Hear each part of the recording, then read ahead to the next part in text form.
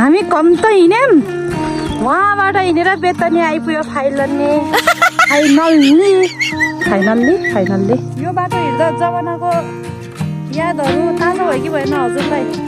हामी त जङ्गल हिँडिरहेको छु। यसरी गाउँ यही हो साथीहरू। उता 2 मुली रेडी भइसक्यो।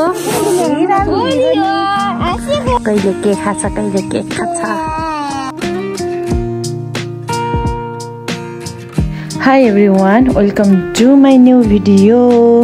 आज हामी गाउँ जाँदैछौँ। के कारणले जाँदैछौँ कृपया भिडियो अन्तिमसम्म हेरिदिनु होला र माया गरिदिनु होला है त।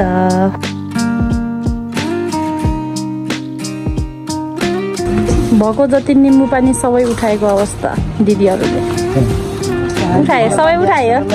चाहिँ फाइनल्ली हाम्रो गाउँ आइपुग्यो। यो चाहिँ पासाङको घर। खै तिम्रो घर देखाउ त। यो पासाङको घर रमाइलो छ गाउँघर, तर के गर्नु कसैले भेटिएन हामीले। रिप्सन पनि आएको है आज त, बाबुको गाउँ आएको है। जाँदैछौँ गाउँमा बाटो बनेको कारणले थैलो बोक्दै हिँड्दै अब हामी बेतेनी पुग्न लाग्छौँ। हाम्रो यात्रा चाहिँ बिसारे कि बेसारे हो, बेसारेसम्मको यात्रा हो। कृपया हामीलाई अन्तिम समय हेरिदिनु होला। हामीले के गर्छौँ देखाउँछु हजुरहरूलाई किन आएको भनेर। दुईटा सोल्टी पनि आएको आज घुम्न। हामी कम त हिँड्यौं वहाँबाट हिँडेर बेतनी आइपुग्यो फाइनल्ली। हाम्रो सिस्नेरी गाउँ यही हो। यो पछाडिबाट हेर्दा यो सिस्नेरी गाउँ यही हो। आज त डाँडाको गाउँ पनि देख्यो बल्ल, डाँडा भएको स्यालडुङ। मौसम चाहिँ आज एकदम राम्रो छ न, उज्यालो।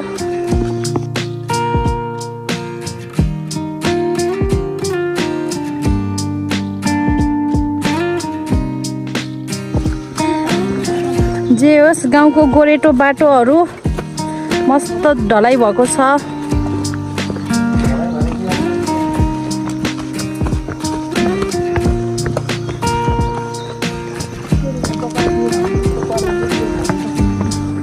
यहाँ दोकान थियो पहिला। बिचरा हाम्रो दिदीहरू पहिला जमानामा है पिडी खोला स्कुल पढ्न जाँदा यो बाटो हिँड्दै जानुहुन्थ्यो। यहाँनिर प्रतीक्षालय मन्दिर रहेछ न।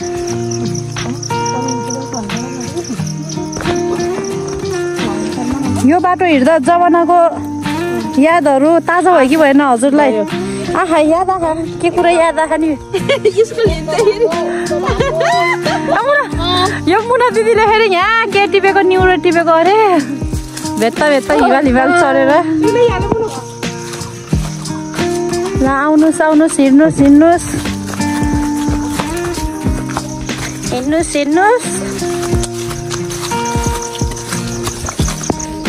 हामी गाउँ आउने बाटो त्यो जङ्गलको बिचबाट आउँछौँ। कति रमाइलो हो।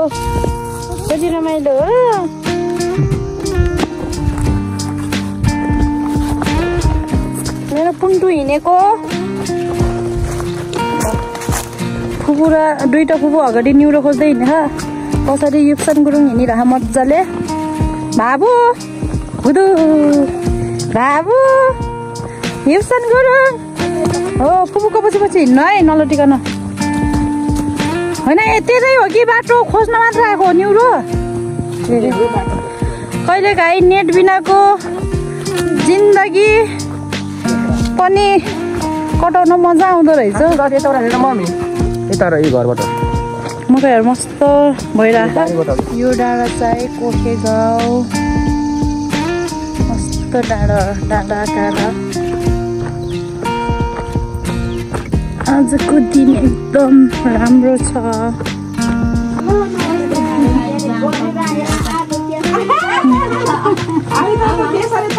हामी त आयो।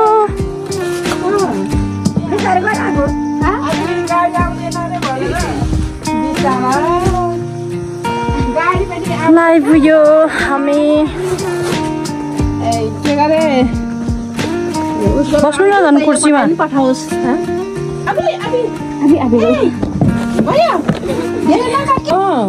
खानुहोस् मै हो नि त के हो यो खानुहोस् त खानुहोस् त यता हेर्नुहोस् मिठो छ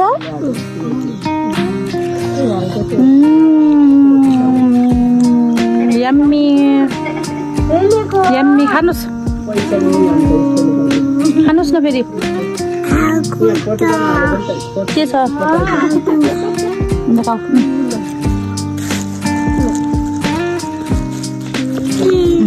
सोल्जीले लगाएर हामी त जङ्गल हिँडिरहेको छु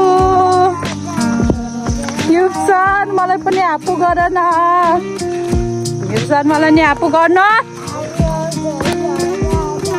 मलाई पनि आफू गर्नु युक्सन ऊ बटर आयो बटरफ्लाई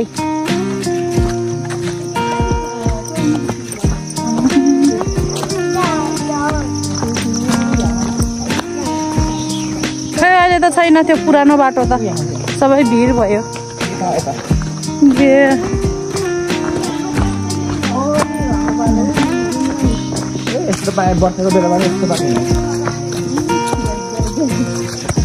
हिँड्नै नपर्ने रहेछ त एकैचोटि चिप्लेटी खेल्यो भने त पिँढी खोलाइ पुग्छ क्या यसरी तलतिर तलतिर जाने ए बेसारी उतै हो फाइनली हामी बेसारी आइपुग्यो बेसारी गाउँ यही हो साथीहरू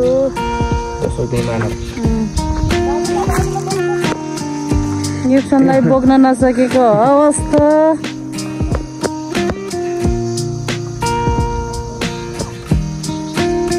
जङ्गल है डेन्जर जङ्गल के रहेछ बेबी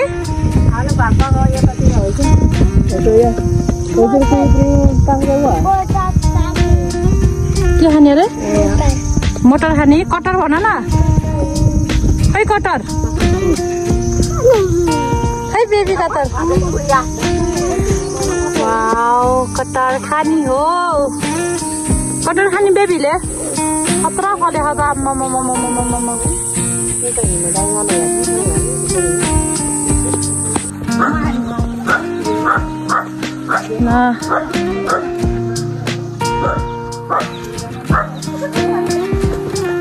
हाम्रो गुरु बाबा यहाँ बेसारे आइपुग्यो बेसारेमा ल्यान्ड भयो है ल्यान्डिङ भयो बेसारेमा झोला बोक्दै हिँड्दै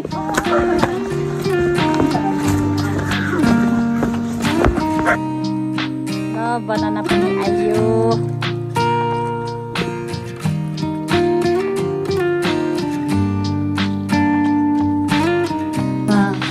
हामी अब वालिङदेखि आउनुको कारण नै यही हो साथीहरू धान लिन आएको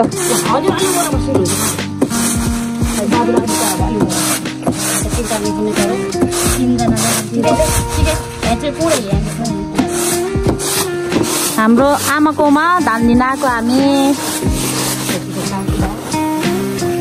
बाबु युक्सन पनि आएको है मजा आखा मुना दिदी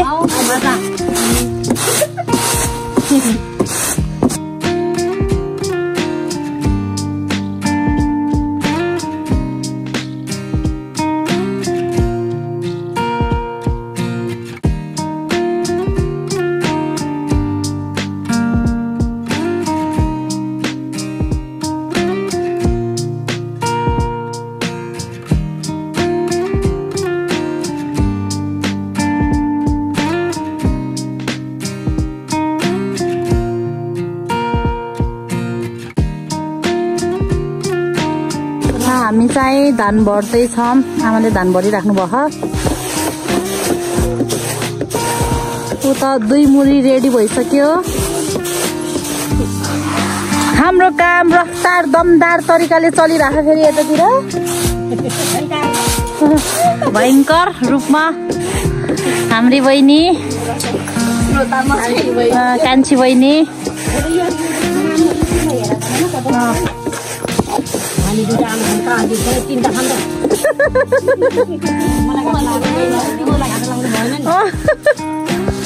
पाटी घाट लाग्दै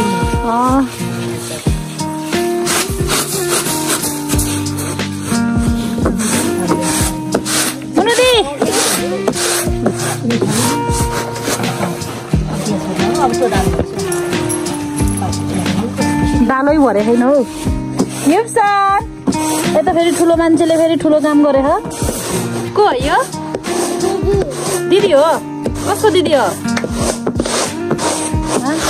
सबैजनालाई हेर्नुहोस् न उता हुनुहुन्छ सोल्टी उता हुनुहुन्छ दुईटा फुपू यहाँ हुनुहुन्छ हाम्रो मेहनती फुपूहरू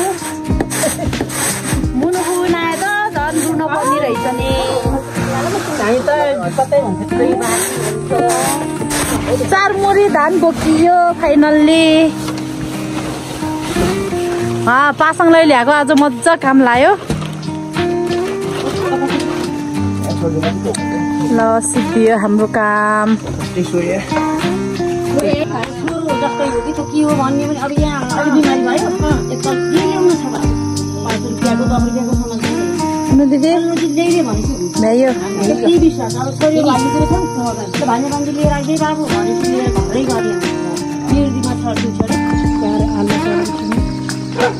बाटो पिच हुँदैछ सारा हाम्रो गाउँ आइपुग्यो हामी फाइनल्ली युक्सन गुरुङको घर आइपुग्न लाग्यो सिस्नेरी आफू अघि हजुर कहाँ जानुभएको थियो भन्नु त हामी हजुरको घरमा आएको थियो कोही पनि थिएन कहाँ जानुभएको थियो भन्नु त धानको बिउ राख्न हामी धान रोप्न आउँछ है अब कति मुरी दिनुहुन्छ नि कति मुरी दिनुहुन्छ धान रोप्न आएको बापत हाम्रो हेन्सम आपा म त जान्न भन्दा पनि फर्केनीले नमानेर फर्काएर लिएर गएर के भनेर थर्काइदियो हजुरले भन्नु त फर्केनीले थर्काएर के भनेर थर्कायो नि जाम भनेर हो मायाले जाम भनेको नि बिचार आपालाई नमस्ते गर्नु आपालाई नमस्ते गर्नु न के खान्छ त तिम्रो भात पकाएको हो जमुनाले उता सैलीको घरमा आपालाई कोसी तातो ल्याएको थियो अहिले त चिसो भयो आपालाई कोसेली तातो थियो कि अहिले चिसो भयो अब के गर्ने एउटा गाई जुल्फी ल्याइदिएको सोचेको पुरा होस् है धन्यवाद धन्यवाद आपाले दिनुभएको आशीर्वाद लाउँछ के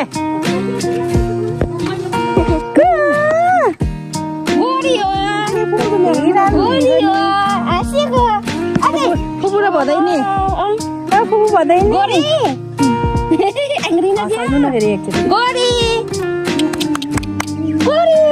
नाम के गरे ल आज त जता गए पनि धानको बर्सात भइरहेको छ यहाँ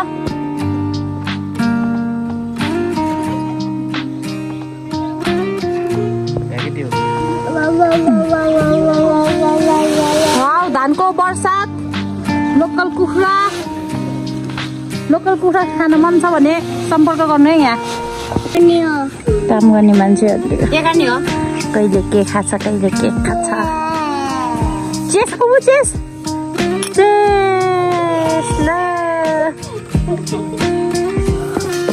बत्ती बालेर काम गर्न पुग्यो हामी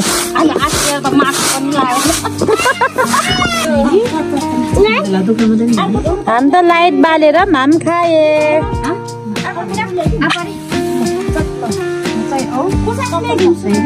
अब खाना खाएर कहाँ जाने अरे